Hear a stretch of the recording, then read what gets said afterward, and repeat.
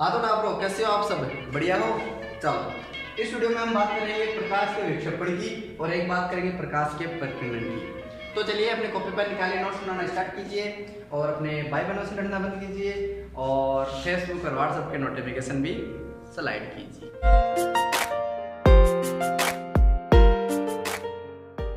चलिए समझिए, ध्यान से समझेंगे। सबसे पहले प्रकाश का विक्षेपण क्या होता है, जिसे हम प्रकाश का वर्ण विक्षेपण भी कह सकते हैं। तो देखिए, प्रकाश का विक्षेपण क्या होता है कि किसी प्रकाश का, श्वेत प्रकाश का अपने अवयवी रंगों में विभक्त होना क्या कहलाता है? प्रकाश का वर्ण विक्षेपण कहलाता है।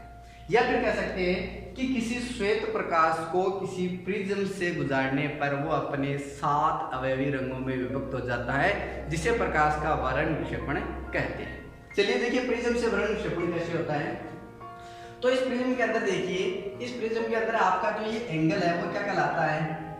प्रिज्म एंगल कहलाता है। इस प्रकार से इसके अपवर्तक पृष्ठ होती है, तो अपवर्तक पृष्ठ के बीच का जो एंगल है वो क्या कहलाता है? प्रिज्म एंगल कहलाता है। अरे अब आएगा समझ में? हाँ बताओ, आगे देखो।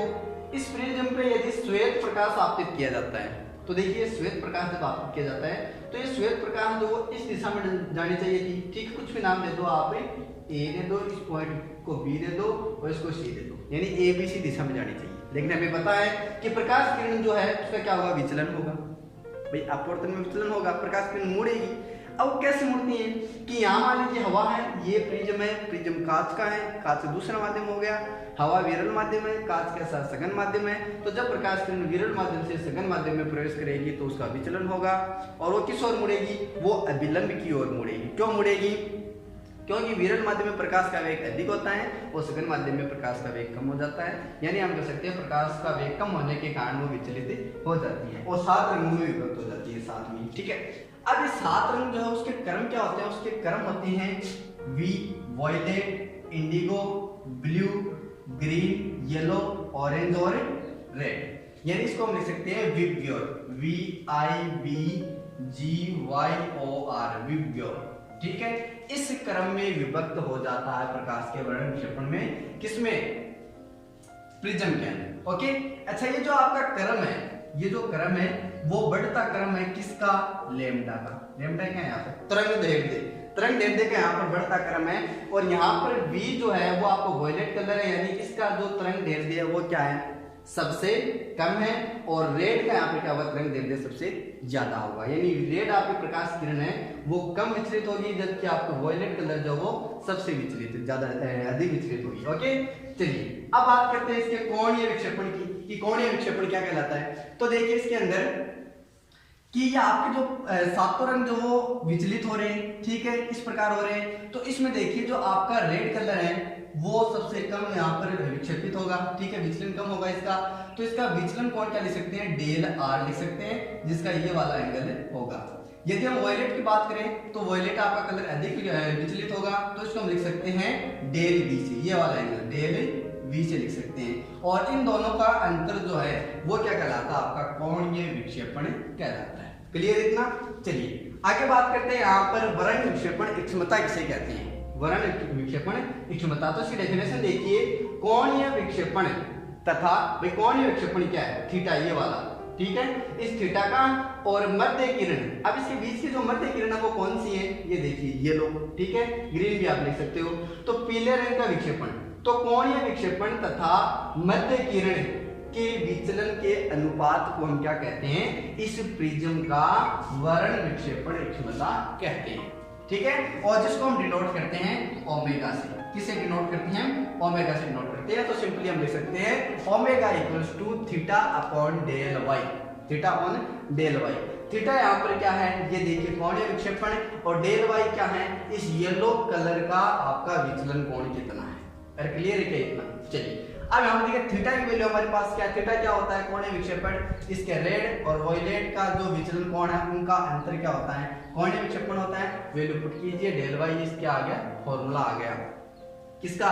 वर्ण विक्षेपण क्षमता का। ठीक है, यदि हम अपूर्णांक से लिखे NV माइनस NY तो अपॉन में क्या आ जाएगा? N माइनस 1 हम लिख सकते हैं। तो ये इसका क्या आ गया? फॉर्मूला आ गया। चलिए अब बात करते हैं यहाँ पर प्रकाश के प्रकीर्णन की कि प्रकाश का प्रकीर्णन क्या होता है? स्कैटरिंग ऑफ लाइट किसे कहेंगे? तो देखिए इसको ध्यान से समझिए थोड़ा। मान लो सूर्य से कोई प्रकाश आ रहा है, श्वेत प्रकाश आ रहा है, तो हम जानते हैं कि पृथ्वी के चारों जो वायुमंडल है, उस वायुमंडल के अंदर बहुत सारे गैस के कण होंगे, धूल कण होंगे, ठीक है। तो प्रकाश, श्वेत प्रकाश जब उस कणों पर आपतित होता है तो वो निश्चित दिशा में नहीं जाता वापिस, वो इधर उधर विसरित हो जाता है, ठीक है, इधर उधर फैल जाता है, जिससे हम क्या कहते हैं, प्रकाश का प्रकीर्णन कहते हैं। अब ये प्रकाश का प्रकीर्णन दो चीजों पर डिपेंड करता है। कौन कौन सी चीजों पर? एक तो यहाँ पर डिपेंड करता है कि आने वाले प्रकाश की तरंग दैर्ध्य क्या है, और दूसरी कि वो जिस कण पर आपतित हो रही है उस कण का आकार क्या है। भाई यहाँ समझ सकते हो कि यहाँ पर जो गैस के कण है, वो जो आपके कण है, धूल कण है, वो कण जो है ना वो प्रकाश को अवशोषित कर लेते हैं, और अवशोषित करने के बाद वो इधर उधर दिशा में विसरित कर देते हैं, जिसे हम प्रकाश का क्या कहते हैं, प्रकीर्णन कहते हैं। अरे आयो कैसे समझ में, बताओ। हाँ चलो आगे देखो, यहाँ पर एक मोस्ट परिभाषा आती है, रेले का प्रकीर्णन नियम क्या होता है भाई, रेले का प्रकीर्णन नियम। तो इसको समझो, यदि माध्यम के कण जो है तरंग दैर्ध्य से छोटे आकार के हैं, प्रकाश का जो तरंग दैर्ध्य आ रहा है उससे छोटे आकार के हैं यदि माध्यम के कण, तो क्या होगा, तो प्रकीर्णन जो किसके समानुपाती होगा, 1/λ की पावर 4, 1/λ की पावर 4 के समानुपाती होता है। इसे हम क्या कहते हैं, रेले का प्रकीर्णन नियम कहते हैं।